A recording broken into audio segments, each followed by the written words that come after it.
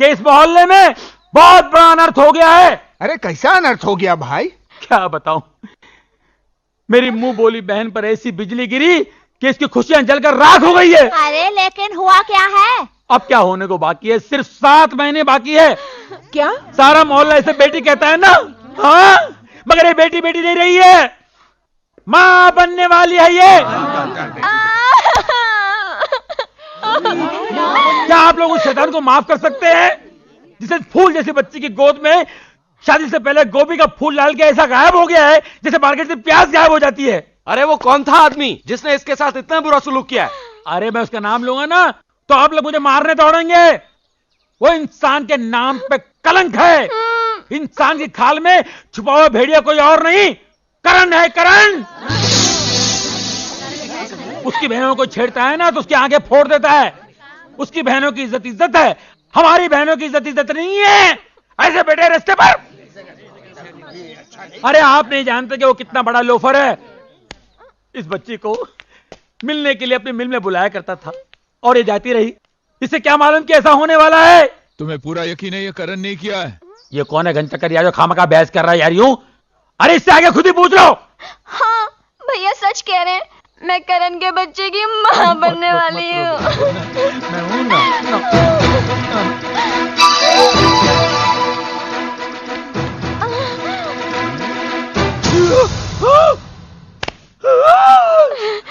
मेरे बारे में और कुछ कहना बाकी है? मोटरसाइकिल नहीं लाए? मोटरसाइकिल की आवाज नहीं आई ना? अब सिर्फ हड्डियां टूटने की आवाज सुनाई देगी तुम्हें। ए कहां जा रही हो? हैं? अब बताल, मैं बेकसूर हूँ। मैं तो शहर छोड़ के जा रहा था, इसने मुझे फंसाया।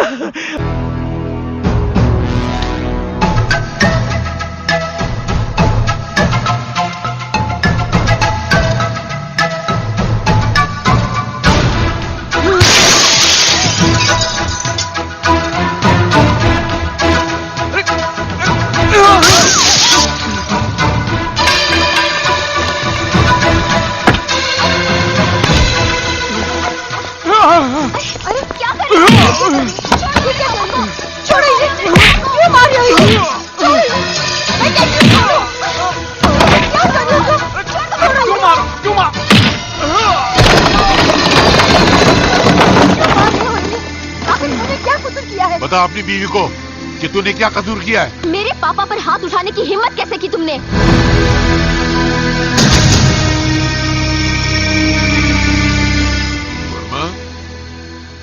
मेरी बेटियों को बदनाम करने से पहले तू ये भूल गया कि तू भी एक बेटी का बाप है। बेटी बदनाम होने के बाद बाप के दिल पर क्या बीतती है, वो कैसी जिल्लत की जिंदगी गुजारता है, तू नहीं जानता। ये मैं तुझे आज बताऊंगा कि क्या होता है बाप के दिल पर। चल। नहीं नहीं नहीं, प्लीज मेरी बेटी को छोड़ दो प्लीज।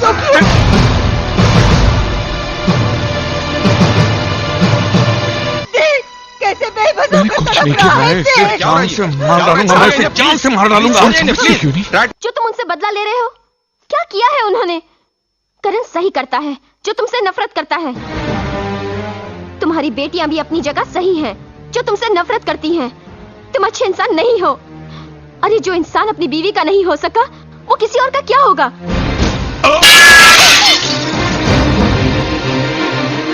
अगर मेरा बेटा मुझसे नफरत करता है, अगर मेरी बेटियां मुझसे नफरत करती हैं, अगर मैं अपनी बीवी का ना हो सका तो सिर्फ तेरे बाप की वजह से। सुनना चाहती है अपने बाप की करतूतें कि वो कितना कमीना, जलील और गिरा हुआ इंसान है? हिम्मत है सुनने की तो सुन। इतनी देर हो गई पुलिस में कंप्लेन किए हुए, अभी तक मेरी बेटी घर नहीं पहुंची। पता नहीं कहाँ ले गया होगा मेरी बेटी को, किस हाल में होगी वो। तुम जरा चुप भी करो। कुछ नहीं होगा अपनी बेटी को। जितनी फिक्र तुम्हें है उतनी मुझे भी है। मैं बाप हूं उसका। अगर मेरी बेटी को कुछ हो गया ना तो मैं उस बलवन को जान से मार डालूंगा। मैं जिंदा नहीं छोड़ूंगा मैं उसे। लेकिन जेल से छूटने के बाद करण और मेरी बेटियों ने मुझसे मिलने से इनकार कर दिया। उस दिन से लेकर आज तक मैं अपने बच्चों की एक मुस्कुराहट को तरस गया हूं। मुझे खुशी है कि जो प्यार मैं अपनी बच्चियों को न दे सका वो करण ने दिया। उसने अपनी बहनों की खुशियों के लिए अपनी जिंदगी निछावर कर दी, मगर मेरे दुश्मनों को फिर भी सुकून नहीं मिला। तेरे बाप ने मेरे दुश्मनों के साथ मिलकर मेरी बेटियों को वैश्या साबित करने की कोशिश की, और अगर उस दिन मैं ऐन मौके पर न पहुंच गया होता तो मेरी बेटियों की इज्जत खाक में मिल गई होती। मेरी बच्चियां दुनिया में किसी को मुंह दिखाने के काबिल न रहती। मेरी जिंदगी की हर दुख, हर तबाही, हर बर्बादी का जिम्मेदार तेरा बाप है, सिर्फ तेरा बाप।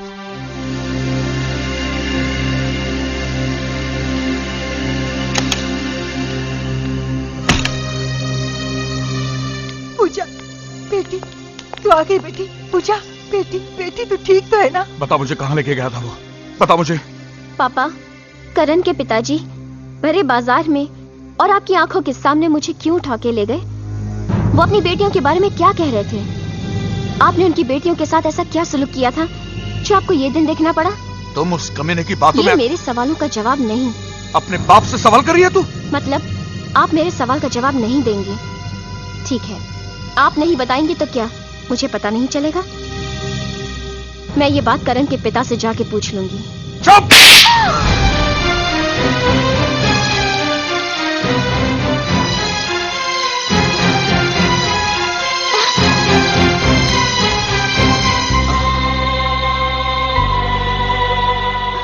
बाबा, बहुत दर्द हो रहा है ना? अरे बेटा, जिंदगी में जो दर्द सहे हैं उसके मुकाबले में दर्द कुछ नहीं है। तुझे क्या हुआ? तू क्यों रो रही है? अगर आपको कुछ हो जाएगा बाबा तो क्या होगा हमारा? कहाँ जाएंगे हम? अरे कुछ नहीं होगा।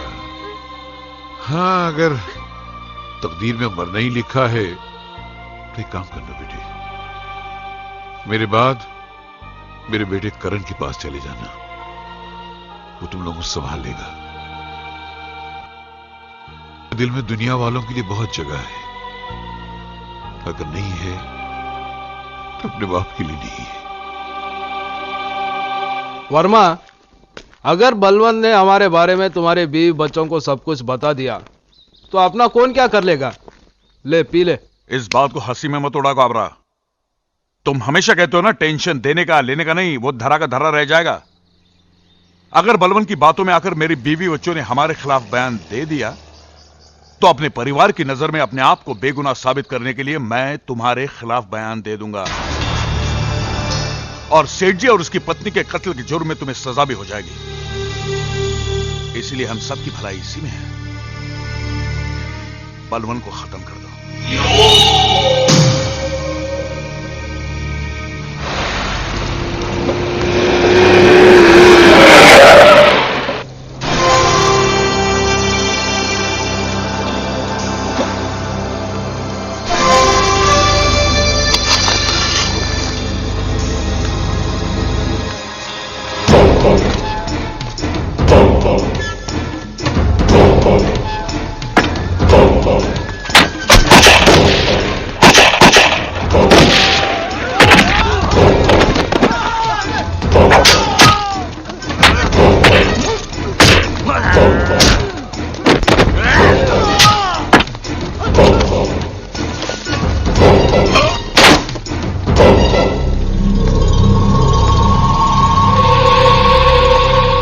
मेरे घर पे आके मेरे को चैलेंज किया था कि बर्बाद कर दूंगा। Bad luck.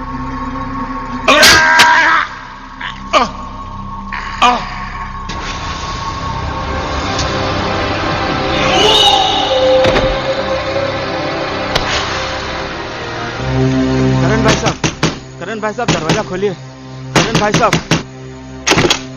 क्या बात है, शोर क्यों मचा रहे हो? करण भाई साहब को बुलाइए ना। वो घर पर नहीं है। तो कहाँ हो गए वो? हमें नहीं पता।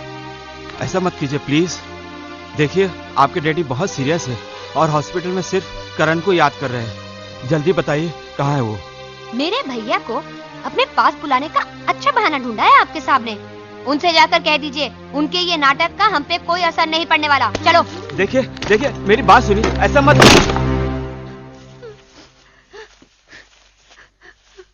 अंकल करण भैया नहीं आए? वो घर पर नहीं है। उनकी बहनों को सांप के बारे में कह तो दिया है, मगर देखिए पेशेंट की हालत बहुत बिगड़ती जा रही है। ऐसे में करण का आना यहाँ बहुत जरूरी है। आप किसी भी तरह से करण को यहाँ लाइए, शायद उनका आना पेशेंट के लिए दवा का काम कर जाए। हम लाएंगे करण भैया को। भैया भैया भैया भैया भैया अरे क्या हुआ? कौन हो तुम बेटे? भैया जल्दी चलिए। कहाँ बेटे? हॉस्पिटल में करण भैया। किसी ने बाबा को आपकी बेटी को चाकू मार दिया। कभी? आज शाम को। लेकिन किसी ने वहाँ बताया तो नहीं? यूसुफ अंकल आए थे आपको लेने। क्या ये बात सच है? आप चलिए जल्दी भैया। भैया चलिए, बहुत तबीयत खराब है।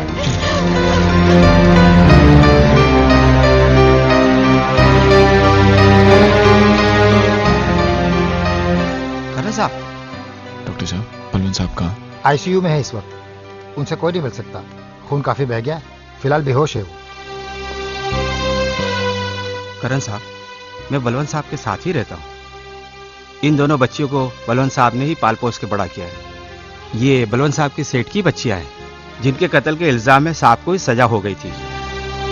साहब की एक ही ख्वाहिश थी कि अगर उन्हें कुछ हो गया तो इन बच्चों की परवरिश की जिम्मेदारी आपको अपने सर लेनी होगी।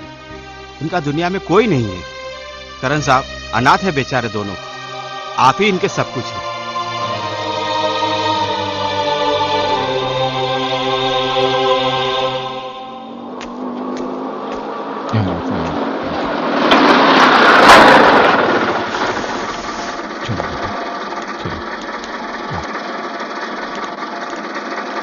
साथ में दो लड़कियां कौन है? बहन बना के लाया होगा तुम्हारा भाई। देखो, जब तक इस घर में 5 बहनें ना हो ना, तुम्हारे भाई को चैन नहीं पड़ता। 2 गई 2 आई, हो गई 5।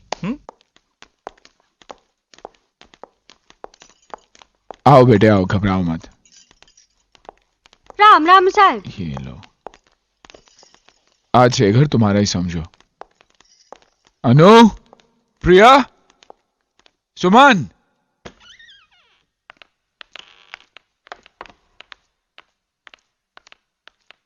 बेटे ये प्रिया दीदी है, ये सुमन दीदी है और ये अनु दीदी है। इन दोनों को तुम अपनी बहनें ही समझो। भैया ये हाँ, आज से ये दोनों तुम्हारे साथ ही रहेंगे। बेटे किसी चीज की जरूरत हो तो इनसे ले लेना। हाँ सीताबाई? हाँ यस साहब। सीताबाई इनका ख्याल रखना। हाँ। और सामान कमरे में रख देना। यस यस साहब।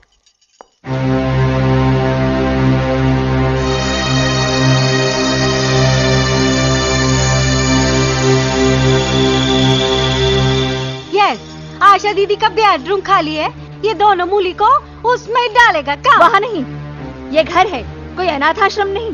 पीछे नौकरों का कमरा खाली पड़ा हुआ है, वही डाल दो इन्हें।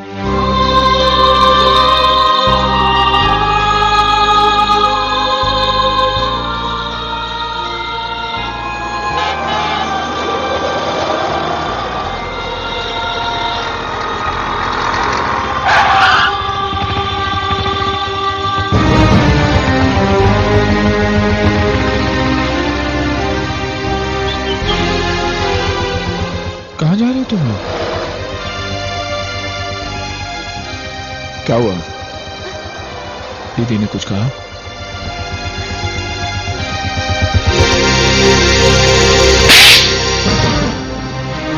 मारिए और मारिए, लेकिन हमारे जीते जी ये दोनों यहाँ नहीं रह सकते। क्यों नहीं रह सकती?